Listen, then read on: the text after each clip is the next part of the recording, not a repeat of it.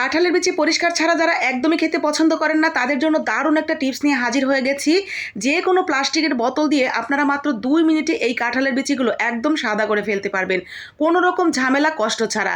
প্রথমে আপনি যতটুকু কাঁঠালের বিচি পরিষ্কার করতে চান সেই বিচিগুলো কিন্তু অবশ্যই শুকনো অবস্থায় থাকতে হবে। কোনো অবস্থাতেই ভেজা কাঁঠালের বিচিগুলো কিন্তু এইভাবে পরিষ্কার করা সম্ভব নয়। তো প্রথমে শুকনো অবস্থায় যেই বিচিগুলো সেগুলোর মাঝখান থেকে আমি এভাবে কেটে নিব। মাঝখান থেকে কেটে নিলে ময়লাগুলো কিন্তু খুব সহজেই উঠে যাবে, কারণ মাঝখান থেকে কেটে নেওয়ার ফলে ময়লাগুলো 2 ভাগ হয়ে যাবে, যার কারণে একদম এঁটে বসে থাকবে না। আস্ত বিচিগুলো থেকে ময়লা তো খুব তাড়াতাড়ি উঠবে না, আমি ঠিক যেভাবে দেখাচ্ছি এইভাবে। তো প্রথমেই মাঝখান থেকে বটি অথবা ছুরি দিয়ে ঠিক এইভাবে কেটে নিতে হবে।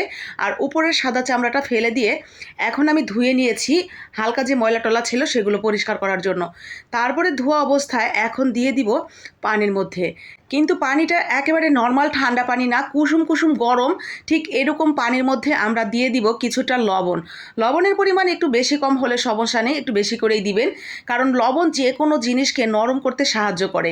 আর লবণ কিন্তু আপনার দেওয়ার জন্য এই কাঁঠালের বীজের যে উপরের যে লাল আবরণ সেটা অনেকটা নরম হয়ে যাবে, যার কারণে লবণটা অবশ্যই দিবেন।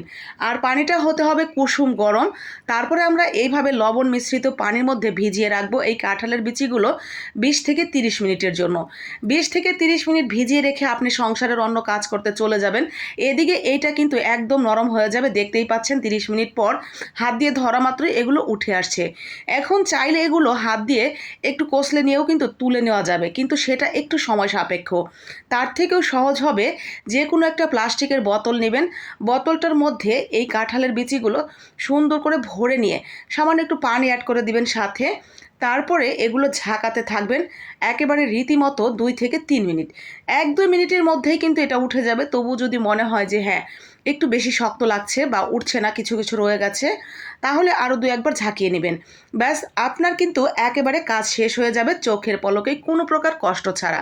এখন আসা যাক, কাঁঠালের বীজের উপরে লাল অংশটা পরিষ্কার করা কি খুব দরকার? না করলে কি কোনো সমস্যা হবে? কাঁঠালের বীজের উপরে লাল অংশটা খেলে কি কোনো প্রবলেম আছে? একদমই না, কোনো দরকার নেই পরিষ্কার করার, যদি আপনার মন না চায়। আর যদি মনে চায় যে আমি লাল অংশটা সহ খেলে আমার একটু খুঁতখুঁতানি হচ্ছে, তাহলে এভাবে পরিষ্কার করে নেবেন। কিন্তু এই লাল আবরণ সহ যদি আপনি রান্না করেন কোনো প্রবলেমই হবে না, আপনার দেহের কোনো ক্ষতি নেই, বরং উপকারী আছে। কারণ এই কাঁঠালের বীজের উপরে লাল অংশটাতে রয়েছে প্রচুর পরিমাণ আয়রন। এছাড়াও এই উপরের লাল অংশটুকু ফাইবার সমৃদ্ধ বলে আমাদের দেহের উপকার করে, কখনোই ক্ষতি করে না।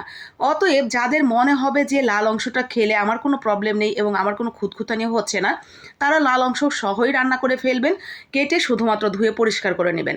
আর যাদের এইভাবে লাল অংশটা সহ খেতে একটু খুঁতখুঁতানি হয়, তারা কিন্তু ঠিক এইভাবে এই টিপসটা কাজে লাগিয়ে একেবারে কোনো প্রকার কষ্ট ছাড়াই শুধুমাত্র বোতলের মধ্যে ভরে নিয়ে কিছুক্ষণ ঝাঁকিয়ে নিলেই দেখবেন সমস্ত ময়লাগুলো উঠে গেছে। ময়লা বলতে ওই লাল আবরণটা তো উঠে গেছে। তারপরে এইভাবে বোতল থেকে ঢেলে নেবেন, দেখবেন যে সব কিছুই উঠে একদম ক্লিন হয়ে গেছে। এরপরে যতটুকু গায়ে লেগে আছে সেটাও যদি আপনার তুলতে ইচ্ছা করে, আঙুল দিয়ে সামান্য একটু ছোঁয়া দিলেই কিন্তু সেটা উঠে যাবে। তারপরে ভালো করে কয়েকবার ধুয়ে নিয়েই হয়ে গেল একেবারে চকচকা ফকফকা এই কাঁঠালের বীজের উপরের লাল অংশটুকু। তো যারা লাল অংশটুকু সহ খেতে পছন্দ করেন তারা লাল অংশটুকু সহই রান্না করে নেবেন, কোনো প্রবলেম নেই, পরিষ্কার করার কোনো ঝামেলা নেই।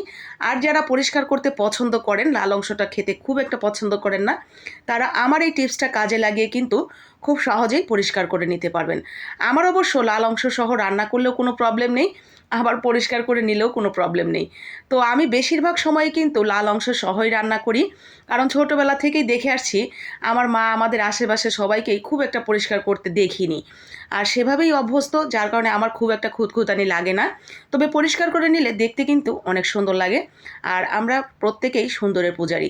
তো মাঝে মাঝে এইভাবে পরিষ্কার করেও রান্না করা যেতে পারে, আবার কেউ চাইলে লাল অংশ সহ রান্না করা যেতে পারে। আপনার যেভাবে ভালো লাগে সেটাই ইউজ করবেন। তো এই তো ছিল আজকে আমার খুব ছোট করে, খুব সহজ করে দারুণ একটা টিপস। ভালো লাগলে ট্রাই করবেন, সেই সাথে লাইক কমেন্ট শেয়ার করে দিবেন বাকিদের জন্য। আসসালামু আলাইকুম।